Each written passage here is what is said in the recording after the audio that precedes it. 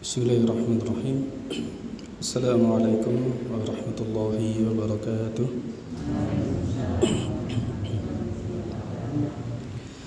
Innal hamdalillah nahmaduhu wa nasta'inuhu wa nastaghfiruh wa na'udzu billahi min shururi anfusina wa min sayyiati a'malina. Man yahdihillahu fala mudilla lahu wa man yudlil fala hadiya lahu. وأشهد أن لا إله إلا الله وحده لا شريك له وأشهد أن محمدا عبده ورسوله الذي لا رسول ونبي بعده صلى الله وسلم عليه وعلى آله وصحبه ومن تبعهم بإحسان إلى يوم الدين أما بعد. Yang kami hormati segenap takmir Masjid An-Nur, yang kami hormati bapak-bapak dan ibu-ibu, segenap hadirin dan hadirat kajian malam Jumat Masjid Ka'bah Nur rahimani wa rahimakumullah.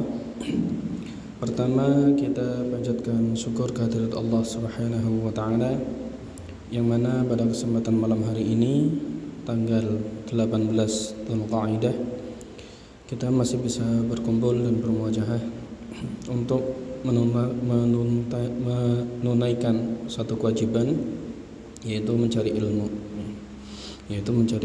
Sebagaimana yang sudah kita paham dan kita sudah hafal insyaallah.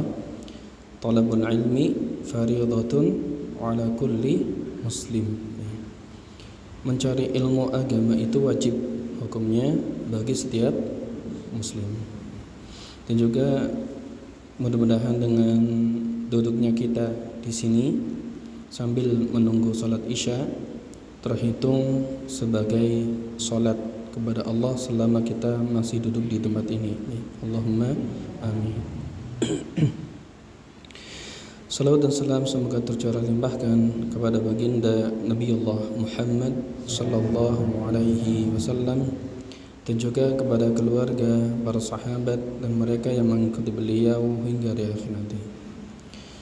Bapak Ibu yang kami hormati, pada pekan yang lalu atau pertemuan yang pertama dari kitab Al-Khusyu' fi Shalah karya Syekh Al-Qahtani rahimahullah, kita sudah belajar apa itu khusyuk, apa itu kekhusyuan, dan kita sudah sampai pada satu kesimpulan bahwa khusyuk itu adalah kelembutan hati.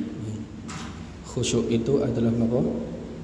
Kelembutan hati, ketundukan hati, ketenangan hati, dan hadirnya hati manakala kita menghadap dalam taat kepada Allah Subhanahu wa taala. Dan kekhusyuan itu lahir dari kesadaran betapa agungnya Allah Subhanahu wa taala. Dan kemudian kekhusyuan itu tercermin dan terpancar dalam lahiriah kita. Di dalam lahiriah kita, di dalam ucapan kita, di dalam gerakan badan kita, di dalam aktivitas kita, semuanya itu memancarkan kekhusyuan.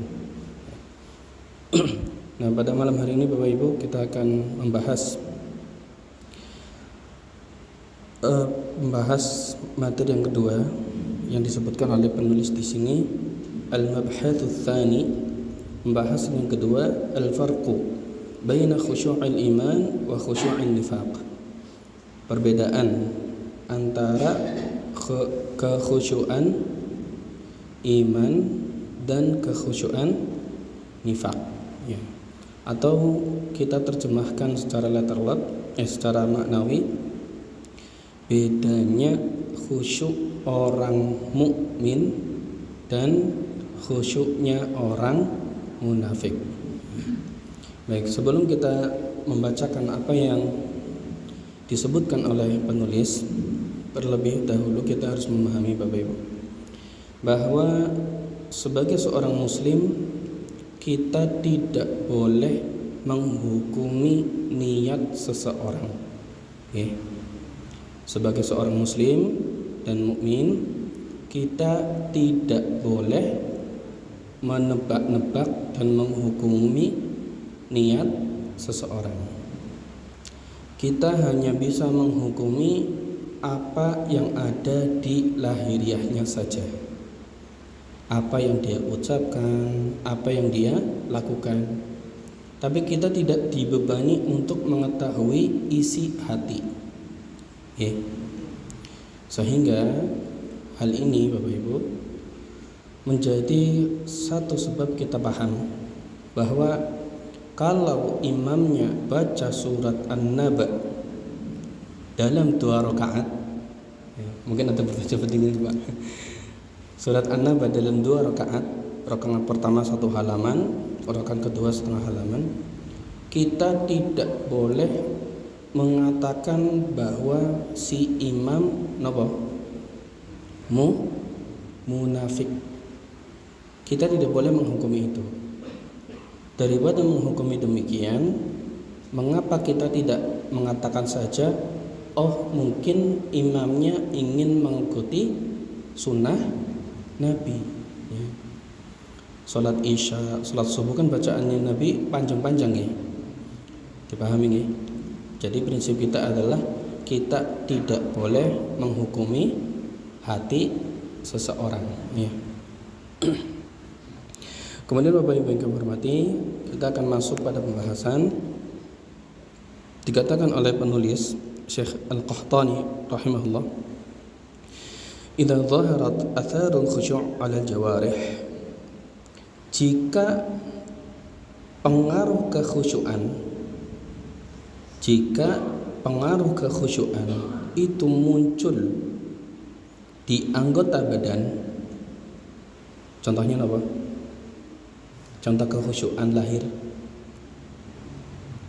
Ketika sholat mungkin dia menangis, ketika sholat mungkin tertunduk, sesenggukan, badannya semua membungkuk-bungkuk ya, itu kan tanda seseorang sedang khusyuk.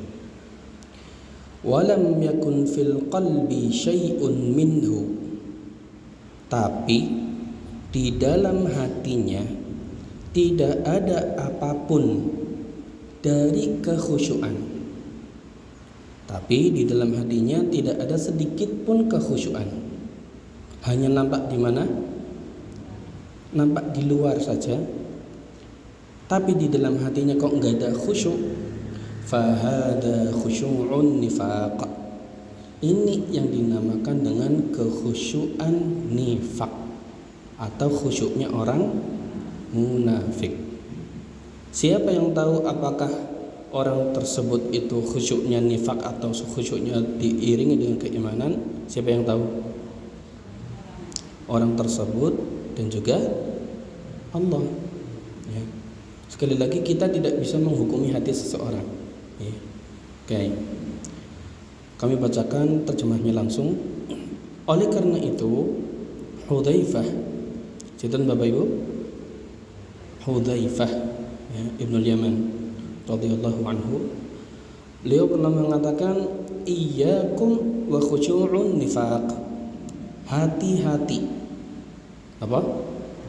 Hati-hati dari khusyuknya orang munafik.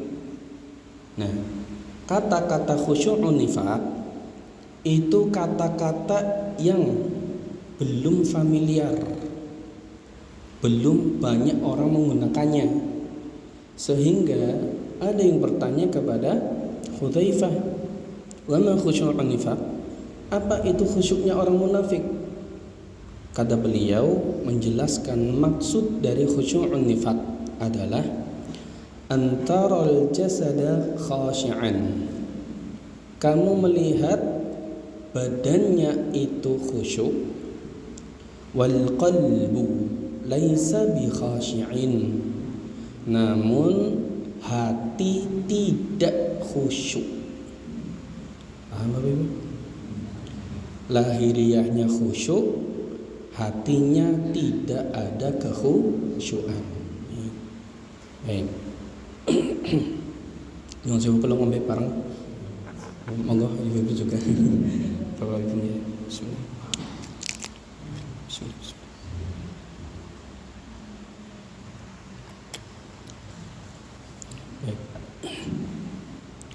Imam Ibnu Qayyim rahimahullah, Al-Imam Ibnu Qayyim rahimahullah, seorang murid dari Syekhul Islam Ibnu Taimiyah rahimahullah. Beliau ini, Ibnu Qayyim maksud kami, adalah biasa dikenal dengan ulama hati atau dokter hati, karena beliau itu di dalam kitab-kitabnya biasa menuliskan dengan kata-kata yang menyentuh.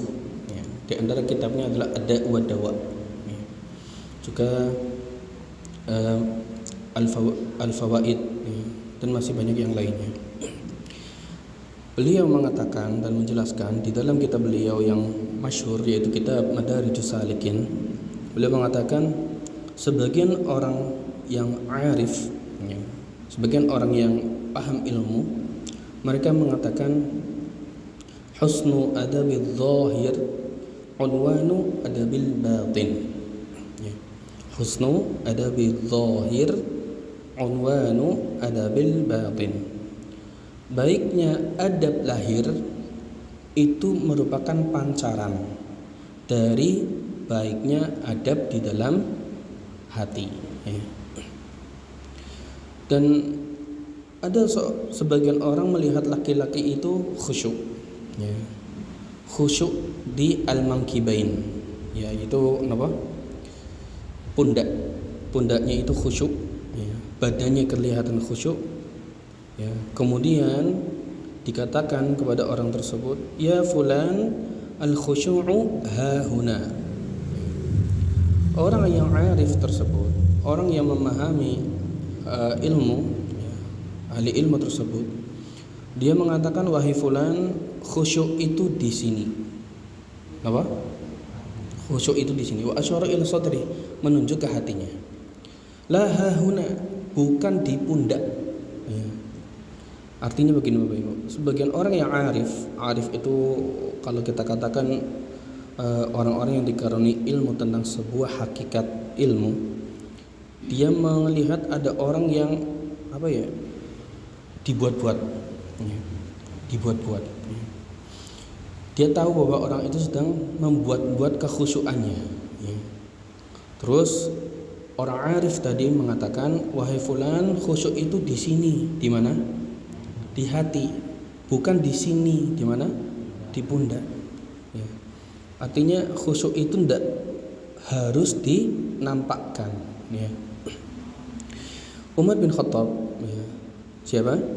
Umar bin Khattab radhiyallahu anhu melihat seorang laki-laki. Dia melihat ada laki-laki yang membungkuk-bungkukkan tengkuknya. Membungkuk-bungkukkan tengkuknya manakala sedang sholat. Kalau orang sholat itu kan kudus ya, saking khusyuknya kan di sini. Dan Umar bin Khattab radhiyallahu anhu, tentunya kita paham beliau adalah murid dari Rasulullah Muhammad sallallahu alaihi wasallam, salah satu khulafaur rasyidin. Beliau dengan ilmunya menasihati orang tersebut. Ya sahibar raqabah, wahai pemilik tengkuk yang lagi salat, irfa' raqabatak, angkat tengkukmu, ora usah digawe-gawe. Laisal khusyu' fir riqabi, khusyuk itu bukan di tengkuk. Innamal khusyu' fil qalbi, fil qulubi. Khusyuk itu hanya di dalam hati. Baik. Kemudian Bapak Ibu yang hormati, masih banyak perkataan para ulama tentang hal ini. Di antaranya Aisyah. Siapa? Aisyah. Siapa Aisyah? Istrinya Nabi Muhammad sallallahu alaihi wasallam. Kemarin di hari Ahad, siapa yang menyimak kisahnya beliau? Hadithul Ifki. Itu salah satu kajian yang kami baru melihat guru kami Ustaz Abdul Zain itu menangis gitu. Di dalam kajian beliau. Menangis dengan nyata gitu, maksudnya nampak gitu loh. Kalaupun beliau, yang kami tahu, beliau kalau mau menangis itu menyembunyikan supaya enggak terlihat riak. Tapi kemarin itu jelas, sampai mengambil tisu, sampai berkata pun masih terbawa tangisan. Artinya kejadian hadithul ifki ini benar-benar mencabik-cabik kehormatannya Aisyah. Ya. Dan Aisyah radhiyallahu anha itu dibela Allah. Dibela siapa? Dibela Allah dalam 10 ayat. Bayangkan yang membela itu Allah, nggak cuma 1-2 kata tapi apa? 10 ayat. Dicek itu hampir 1 halaman. Ya. Dan Aisyah radhiyallahu anha artinya beliau itu adalah orang yang sangat dicintai Nabi, dibela Allah, punya kedudukan ilmu di dalam agama Islam. Ya. Aisyah pernah melihat sebagian pemuda, ya, sebagian sinten pemuda, mereka itu berjalan, tapi jalannya itu yatamawatun. Yatamawatun itu dari kata tamawut, reka-reka mati. Maksudnya gimana? Golem laku kok reka-reka mati pribadi maksudnya. Itu kayaknya kok golem laku ini berat banget gitu. Kayaknya golem jalan itu apa? Kayak sekarat gitu. Saking khusyuknya. Nah, tapi beliau Aisyah radhiyallahu anha berkata kepada sahabatnya, sahabat beliau, "Man haula?" Siapa pemuda ini? Kok jalannya demikian? Nah, yang ditanya jawab, "Nusak." Mereka ini ahli ibadah. Wih, siapa? Ahli ibadah. Golem mlaku ngasih kaya wong arep mati. Ya. Terus Aisyah radhiyallahu anha mengatakan, "Kana Umar bin Al-Khattab idza masya asra'." Ya. Umar bin Khattab kalau berjalan itu jalannya biasa, cepat. Enggak pelan-pelan kayak wong sekarat. Ya. Wa idza qala asma'a, jika beliau berkata, perkataannya beliau bisa dipahami. Wa idza daraba auja'a, ya. Wa idza at'ama ashba'a, jika makan beliau itu makan dengan kenyang, ya. Wa kana huwan nasiku haqqan, padahal Umar bin Khattab itu ahli ibadah yang sebenar-benarnya. Paham maksudnya enggak? Artinya orang yang memang khusyuk, dikenal sebagai ahli ibadah, itu nggak akan pernah mau menampakkan kekhusyuan di hadapan manusia. Golem laku ya biasa bae, golem ngomong ya ora keduburan. Aku wis ngibadah mau kesel banget, ora iki ora. Aku wis ngibadah awit jam 3 ngasih jam 4 ngantuk banget maca Quran ngasih keturun. Wah, pamer. Ahli ibadah itu sifatnya nggak kayak gitu. Ya.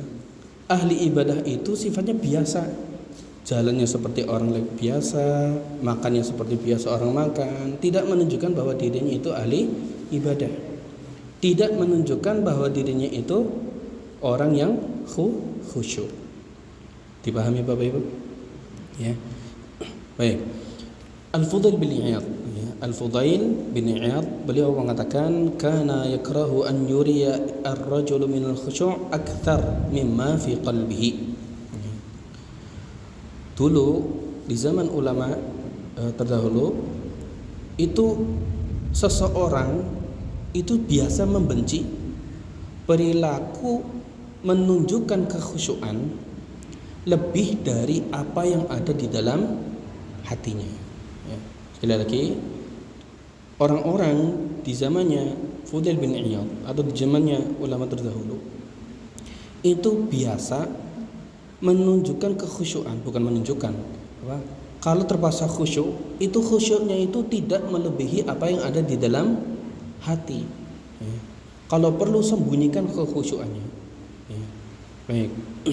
Nah, yang paling ngeri perkataan Hudzaifah yang lain Bapak Ibu. Yang paling ngeri perkataannya Hudzaifah yang lainnya.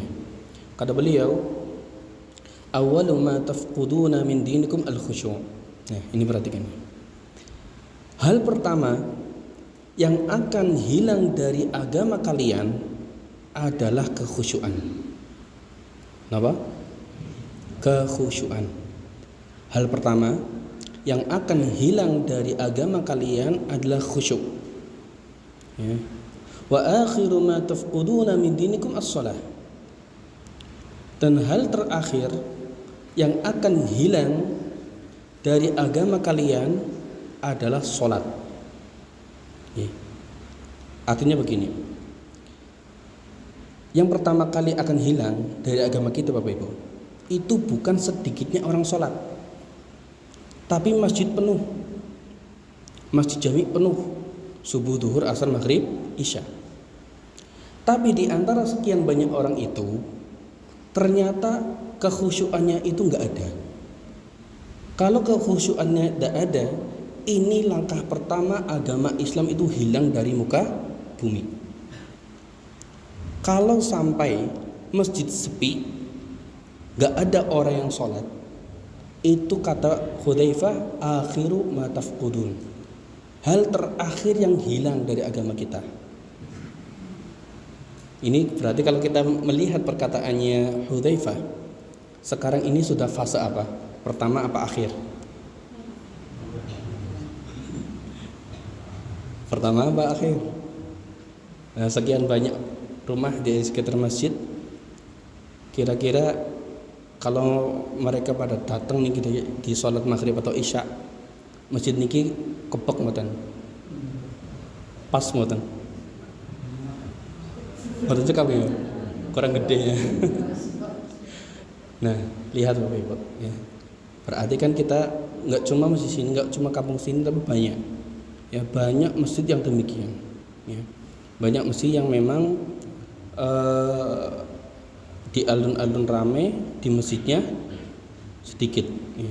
Itu kan kalau kita lihat dari perkataan Hudzaifah, ini sudah masuk fase ke berapa?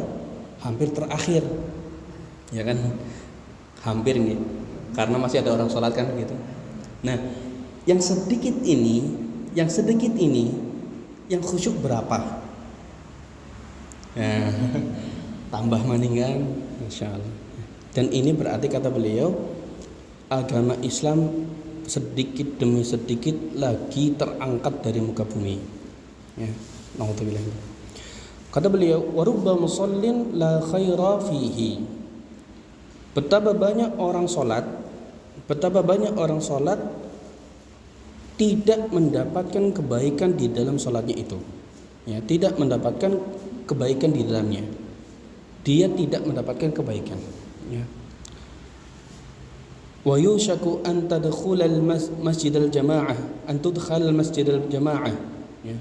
Fala tara fihim khashi'an. Ya. Hampir-hampir ada jamaah yang masuk ke dalam masjid jami', ya. Masjid yang biasa untuk sholat, dan kita melihat di dalam banyaknya orang sholat itu tidak ada satu pun yang khusyuk di dalamnya ya. Dan ini yang bisa menghukumi siapa? Allah Subhanahu wa ta'ala ya. Dan Bapak Ibu yang kami hormati, perkataan beliau ini tolong jangan dipahami ya wis ora usah sholat ya, wong jarene ora khusyuk be ora oleh kebaikan. Bukan seperti itu ya. Maksud beliau di sini adalah betapa banyak orang yang sholatnya kurang sempurna. Ya. Sholatnya hanya sebatas apa? Sebatas penggugur kewajiban. Ya. Karena kita tahu orang yang nggak sholat itu hukumnya apa? Ayo jawab. Orang yang nggak pernah sholat, ya, orang yang nggak pernah sholat karena malas, padahal mampu. Dan dia tahu kewajibannya, dan seorang muslim nggak sholat hukumnya apa? Kafir, betul. Keluar dari agama Islam ya. Kita tidak mengatakan orang usah sholat, tidak. Yang beliau katakan di sini memaksudkan kepada kita supaya dalam sholatnya itu hendaknya kita jaga kekhusyuan ya, kekhusyuannya.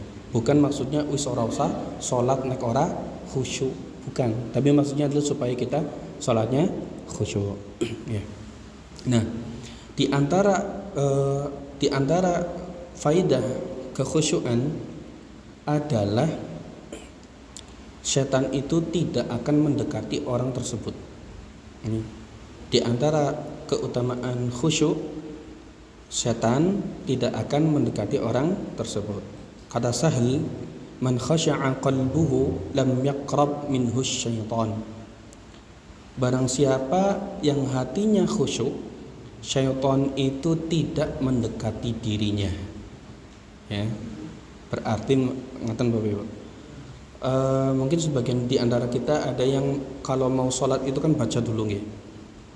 Ada yang baca An-Nas, ada yang biasa a'udzu bikalimatillahi tammati min syarri ma khalaq. Kemudian ada yang mungkin baca usolli fardhon seterusnya sampai nek orang maca kue atine ora tentrem gitu. Tapi ketika orang tersebut maca seperti itu, ketika sudah takbiratul ihram berarti masuk apa? Masuk ibadah sholat. Yang harus lebih dijaga setelah bacaan-bacaan tadi adalah jaga kekhusyuannya. Karena dengan menjaga kekhusyuan, syaitan tidak akan mendekati orang tersebut. Ya. Mungkin enggak Bapak Ibu kalau ada orang mau sholat baca zikir-zikir tambahan tadi, terus ketika Allahu Akbar terus mikir macam-macam, mungkin enggak? Mungkin tenagane wis entong. Habis itu mikir macam-macam bisa. Nah, ketika sudah ada macam-macamnya itu, khusyuknya itu berkurang. Bahkan mungkin hilang. Kalau sampai khusyuknya hilang, setan mendekati. Bacaan yang tadi enggak ada efeknya. Jadi efeknya itu ada pada kekhusyuan di dalam sholat. Baik, sampai di sini paham nggih? Baik. Kemudian Bapak Ibu yang kami hormati, kami beberapa kalimat tidak kami baca, dan di penutup pembahasan kedua ini kata penulis yaitu Syekh Al-Qahtani beliau mengatakan wa amma tamawud wa khusyu'un nifaq. Adapun tamawud, ya, tamawud itu reka-reka mati, ya, seakan-akan dia sedang sekarat, dan khusyuknya nifaq, ya, fa huwa halu 'abdin takallaf. Itu keadaan hamba di mana dia itu menyusahkan dirinya sendiri. Reka-reka khusyuk, kejane orang tambah khusyuk tapi malah tambah ora khusyuk karena mikir gerakan, ya kan? Allah, kan gitu, mikir gerakan, dramatisasinya itu, ya. Takallafa iskanal jawarih tasannu'an.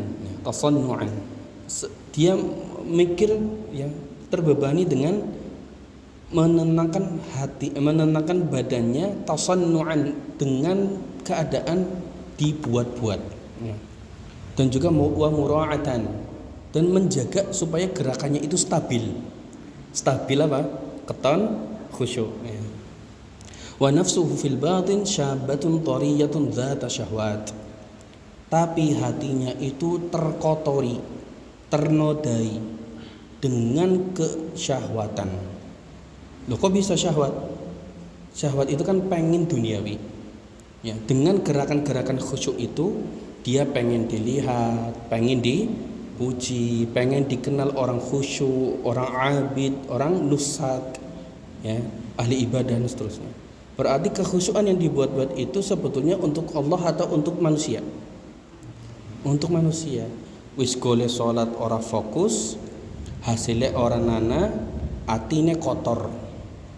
Itu orang yang punya khusyuk nifaq, ya. Sementara orang mukmin khusyuknya itu pure, ya, murni, ndak usah dibuat-buat.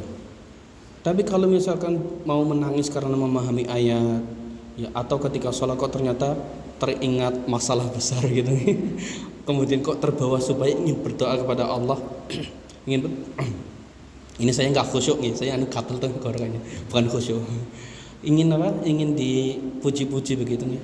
Maka ini orang yang apa? Orang yang kalau ikhlas, orangnya khusyuknya berpahala, ya. Baik. Baik, ini bab yang kedua. Jadi paham gitu Bapak Ibu, khusyuk nifaq dan khusyuk mukmin. Tidak usah dibuat-buat, ya, tidak usah dibuat-buat. Alhamdulillah muncul, kalau misalkan muncul kekhusyuan di lahiriah kita, tapi untuk menampakkan kekhusyuan itu bukan tujuan, ya. Tujuannya di mana? Di dalam hati, ya. Kalau memang misalkan lagi sholat kok memahami ayat, kemudian ingin bertawajuh kepada Allah, kok orang sengaja metu kekhusyuan dan diketahui orang lain, mudah-mudahan itu bukan riya, ya. Baik. Makanya pahala orang salat tahajud kan besar nggih.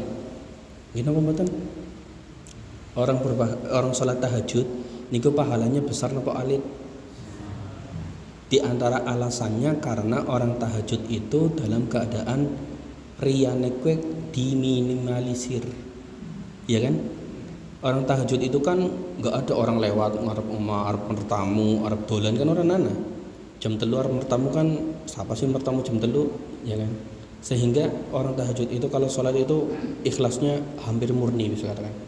Ya, dalam keadaan melawan hawa nafsu dan hilangnya peluang untuk riya. Baik. Kemudian Bapak Ibu yang hormati, pembahasan yang ketiga yang disampaikan oleh Syekh Al-Qahtani rahimahullah, al-mabhatsuts tsalits. Pembahasan yang ketiga, al-khusyu'u lillah fi sholati 'ilmun nafi'un wa 'amalun salihun. Khusyuk di dalam salat, khusyuk di dalam salat untuk Allah itu merupakan ilmu. Apa? Ilmu dan amal soleh. Jadi dari judulnya kita paham orang sholat itu kan sudah ibadah nih. Orang sholatnya itu sudah ibadah. Kalau sampai sholatnya itu ditambah dengan khusyukan, maka dia itu berarti menambah pahala khusyuknya. Ya. Sudah sholat ditambah apa? Khusyuk. Ada beliau, al-khusyu'u ilmun nafi'un wa huwa 'amalun salihun min a'malil qulub. Khusyuk itu ilmu bermanfaat. Dia itu yaitu khusyuk amal soleh yang termasuk dalam amal-amal yang dilakukan oleh hati. Wa yattabi'uha 'amalul jawarih. Wa yattabi'uha 'amalul jawarih.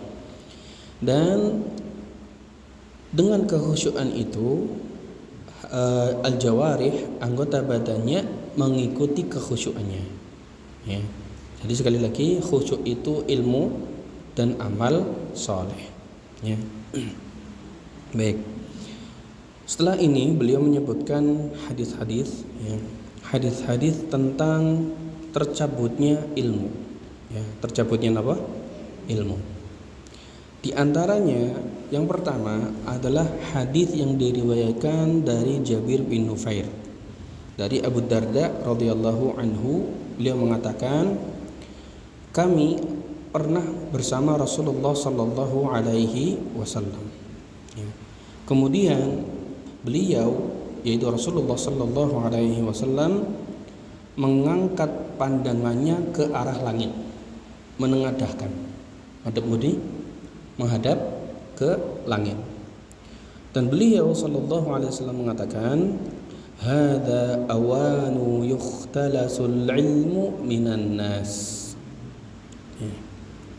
Ini adalah masa di mana ilmu itu hilang dari manusia. Ya. Hatta la yaqdiru minhu ala syai'in. Sampai manusia itu tidak mampu melakukan apapun, ya, dalam arti kebaikan. Kemudian setelah mendengar hal tersebut, Ziyad bin Lubaid al-Ansari radhiyallahu anhu, orang Ansar, bertanya kepada Nabi, loh, kok ilmu dicabut? Kenapa ilmu kok bisa hilang? Kaifa yakhtalasu minna? Bagaimana mungkin ilmu itu hilang ya Nabi? Waqad qara'nal Qur'an.